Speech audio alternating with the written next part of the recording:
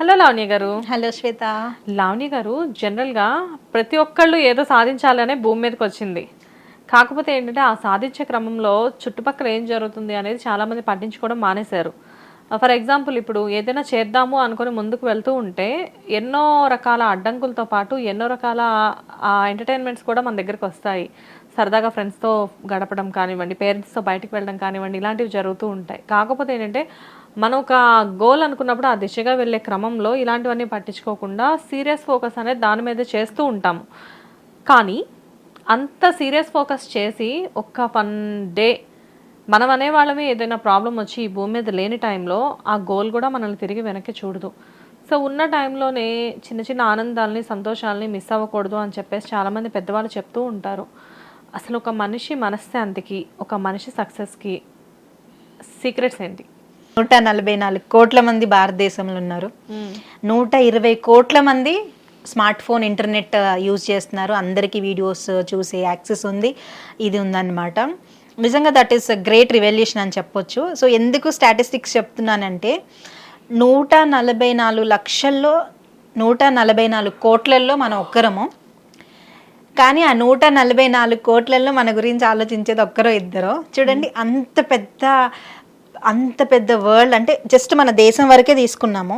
అలా మీరు ఆలోచించండి, కొన్ని వందల దేశాలు అయితే ఒక ప్రపంచము, కొన్ని వందల గెలాక్సీలు. భూమి ఒక చిన్న గెలాక్సీ.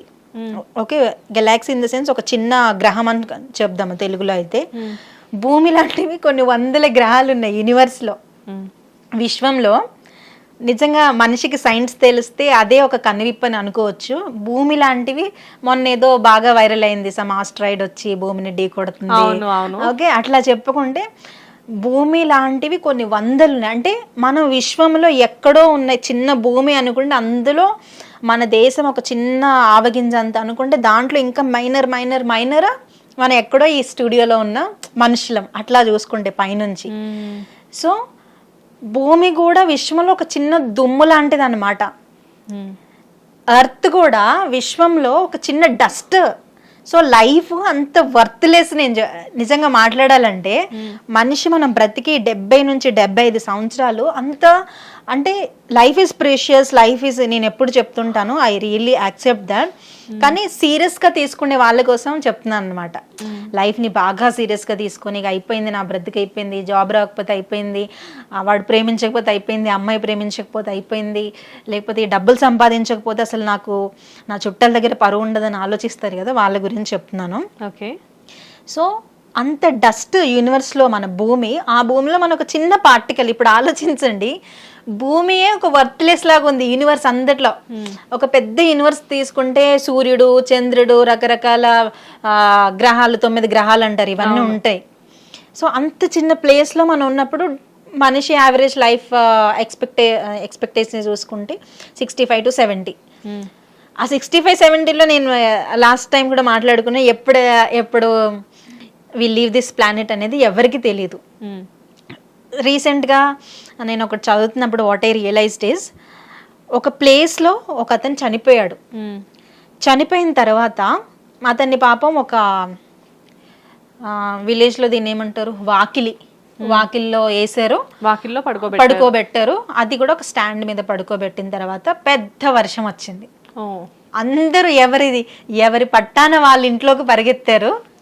అక్కడున్న శవం మీద వాటర్ ఫ్లో అవుతుంటే చిన్న ప్లాస్టిక్ కవర్ తెచ్చి కప్పారు. కానీ ఆ వ్యక్తి ఇంటికి పెద్దనే. ఆ వ్యక్తి నిజంగా బ్రతికున్నప్పుడు ఎంతమందిని శాసించి ఉండొచ్చో, ఎంత ఆస్తులు ఉండొచ్చో, కానీ ఒక్కరు కూడా ఆ శవాన్ని తీసుకెళ్లి బెడ్రూమ్లో పెట్టాలని ఆలోచిస్తారా? అసలు ఆ థాట్ ఉండదు. అంటే మనిషి ప్రాణం ఉన్నంత వరకే వర్త్. ప్రాణం పోయిన తర్వాత అది లావణ్య అయినా, ఏ మనిషి అయినా, ఎవరైనా ఆ పేరు కూడా పలకరు, శవం అంటారు. మరి 65 వాకిట్లో ఉండాల్సిందే.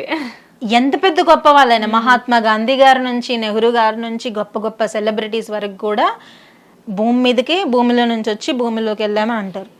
మరి నువ్వు చచ్చిపోయిన తర్వాత నీ శవాన్ని కూడా బెడ్రూమ్లో మా తమ్ముడు, మా అన్న, మా అక్క అని వాల్యూ చేసి తీసుకోరు కదా. అస్సలు అదే ఒక చిన్న బంగారం వస్తువు పోతే సంవత్సరమైనా ఆలోచిస్తాము. అదే వ్యక్తి చనిపోతే 2 రోజులు ఏడుస్తాం, మర్చిపోతాం. అక్కడ చూడండి ఆ వర్షంలో ఆ శవము ఇట్లా తడుస్తున్నా కూడా కవరేజ్ కప్పారు. కానీ ఒక్కరైనా వెళ్ళి, అంటే ఎవరైనా అట్లనే చేస్తారు కానీ నేను రియాలిటీ చెప్తున్నా.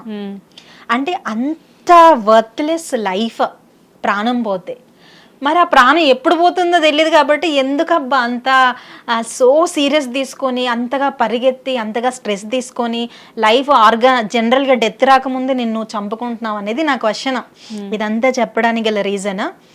సో అంటే దుబారాగా తిరగండి, గోల్స్ లేకుండా ఉండండి అని నేను అనట్లేదు. అగైన్ గోల్స్ ఉండాలి, సీరియస్నెస్ ఉండాలి. కానీ ఓ లైఫ్లో ఏదో అయిపోయిద్ది నేనే ప్రపంచాన్ని ఏలేస్తా అని అనుకోకండి. ఏదో ఒకటి సాధించడం ఓకే, ఓవర్గా థింక్ చేయడం దాని గురించి, ఓవర్ థింక్ చేసినప్పుడు. సో అందుకే కోర్ వాల్యూ తెలుసుకోండి. లైఫ్ చాలా చిన్నది. రేపు భూకంపం వస్తే ఈ హైదరాబాదే కాదు, ఏ సిటీ అయినా జస్ట్ ఫ్రాక్షన్ ఆఫ్ సెకండ్లో భూమిలోకి వెళ్ళిపోతాం.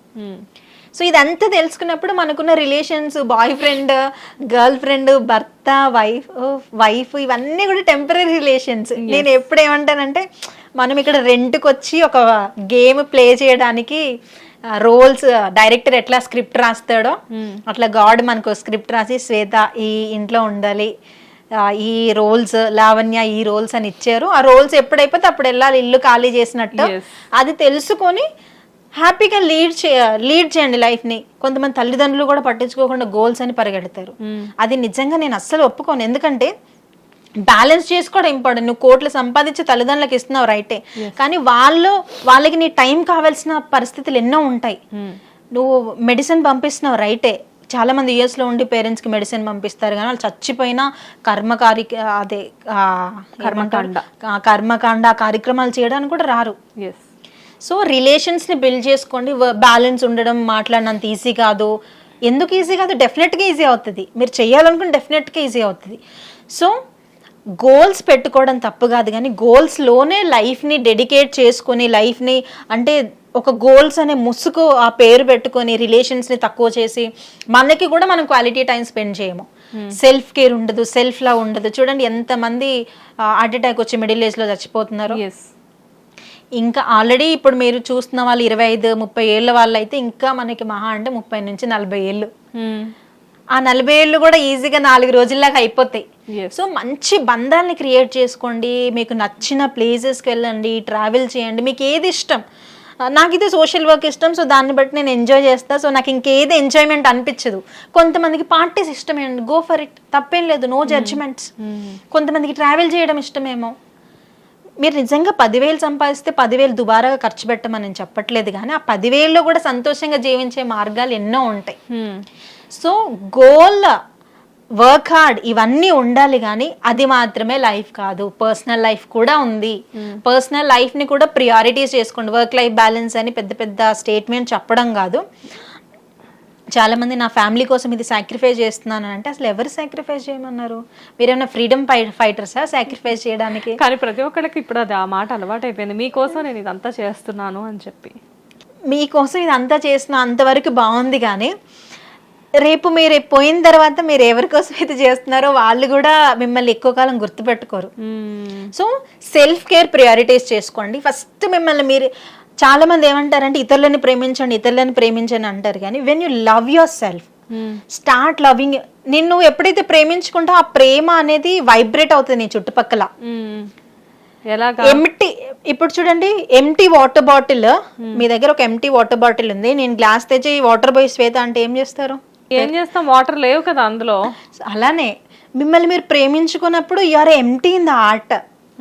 అప్పుడు నేను వచ్చి నాకు ప్రేమ ఇవ్వు, నాకు కేర్ ఇవ్వంటే మీరు ఇవ్వలేరు. ఓకే. సో మీ హార్ట్ ఎప్పుడైతే లవ్తో ఫిల్ అయి ఉంటుందో అప్పుడే మీరు ఇతరులకు ప్రేమ ఇవ్వగలుగుతారు. సో మిమ్మల్ని మీరు ప్రేమించుకోవడం స్టార్ట్ చేయండి అబ్బా, ఆలోచించండి. లైఫ్ చాలా బ్యూటిఫుల్గా అవుతుంది. ఏదైనా సరే ఎంత పెద్ద కష్టమైనా ఇక్కడే అసలు గేమ్. ఆ కష్టాన్ని కామెడీగా చూసే వాళ్ళు ఉంటారు, ఆ కష్టాన్ని లైఫ్ ఆగిపోయిందని అలా చూసే వాళ్ళు ఉంటారు. సో ఇది మైండ్ గేమ్ కాబట్టి ఆ మైండ్ని కొంచెం పాజిటివిటీతో నింపుకొని డే టు డే లైఫ్లో ఇంప్రవైజ్ చేసుకోవడం ఇంపార్టెంట్. నేను ఒకరితో మాట్లాడుతాను, ఒక పెద్ద CEO అన్నమాట. సో నువ్వు చాలా సోషల్ వర్క్ చేస్తావు, 10 లక్షలు ఉన్నాయని బ్యాంక్లో అన్నారు. నేను అప్పుడు ఇచ్చిన answer, I'm call to be poor.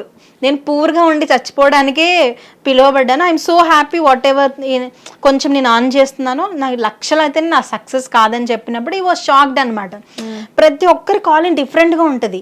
Maybe నేను కరోడ్పతి అవ్వలేకపోవచ్చు, కానీ నేను అట్లీస్ట్ ఒక 100 మందిని ఇన్స్పైర్ చేయగలనేమో. ఎస్. సో అట్లా మీరు ఎప్పుడు కంపారిజన్ చేసుకోవద్దు. లక్షలు అయితేనే మీరు సక్సెస్ఫుల్ అని మనకి ఒక రాంగ్ వే ఆఫ్ సక్సెస్ని టీచ్ చేశారు. ఎస్, రిసోర్సెస్ ఉండాలి, మంచి ఇల్లు కొనుక్కోండి, ల్యాండ్స్ కొనుక్కోండి, కార్లు ఇవన్నీ ఉండాలి, కానీ మేబీ కొంతమందికి ఆ రిసోర్సెస్ లేకపోవచ్చు. దాన్ని బట్టి అంబానీతో మనం పోల్చుకుంటే ఎంత ఫూలిష్నెస్ అండి. చాలా. అదే సేమ్ అంతే. ఇప్పుడు శ్వేతా లావణ్య కంపేర్ చేసుకున్న ఫులిష్నెస్సే. ఇద్దరు జర్నీస్ ఆర్ డిఫరెంట్. సో లైఫ్ని సీరియస్గా తీసుకోకండి భయ్య. కొంచెం నేను ఎప్పుడు అంటే స్ట్రైట్ వెళ్ళి లైట్ తీసుకొని, సో లైట్ తీసుకోవడం స్టార్ట్ చేయండి, అప్పుడు లైట్ అప్ అవుతుంది మన లైఫ్. సూపర్. జనరల్గా హోప్స్ పెంచుకునే కొద్దీ పెరుగుతూనే ఉంటాయి కానీ తగ్గవు. అది ఆ హోప్స్ అనేది పెరగడం వల్ల మనకు మనం డిసప్పాయింట్ అవడంతో పాటు ఇన్నర్గా డిప్రెషన్ కూడా అయ్యి పీస్ అనేది కంప్లీట్గా చచ్చిపోతుంది. సో దాని బదులు ఏదైనా కానీ చాలా షార్ట్గా, చాలా లైట్గా తీసుకోవడం అనేది చాలా important. Anyways, thank you Lavanya garu. Thank you. Hit TV app ని డౌన్లోడ్ చేసుకోండి. ఇందులో short news, live news, entertainment movies అన్ని అవైలబుల్ గా ఉన్నాయి. Please download Hit TV app. Hit TV app. Hit TV యాప్ని ఫ్రీగా డౌన్లోడ్ చేసుకోండి.